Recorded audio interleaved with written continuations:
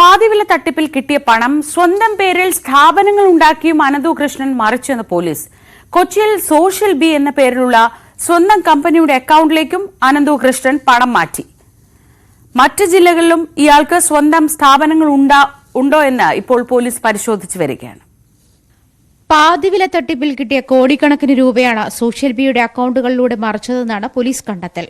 കൊച്ചി ആസ്ഥാനമായി രജിസ്റ്റർ ചെയ്ത social B കേന്ദ്രീകരിച്ചും police അന്വേഷണം പുരോഗമിക്കുകയാണ്. അനന്തു കൃഷ്ണന്റെയും രാധാകൃഷ്ണൻ എന്ന ആളുടെയും പേരിലാണ് സ്ഥാപനം രൂപീകരിച്ചത്. അനന്തു കൃഷ്ണന്റെ അറസ്റ്റിന് പിന്നാലെ സോഷ്യൽ ബിയുടെ ഓഫീസ് പൂട്ടിയ നിലയിലാണ്.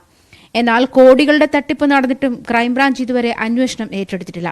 1 കോടി രൂപയ്ക്ക് മുകളിലുള്ള സാമ്പത്തിക തട്ടിപ്പിൽ ജില്ലാ ക്രൈംബ്രാഞ്ചിന്റെയും 5 കോടി രൂപയ്ക്ക് മുകളിലാണെങ്കിൽ സംസ്ഥാന ക്രൈംബ്രാഞ്ചിന്റെയും സാമ്പത്തിക അന്വേഷണ വിഭാഗം അന്വേഷണ ചുമതല ഏറ്റെടുക്കേണ്ടതാണ്.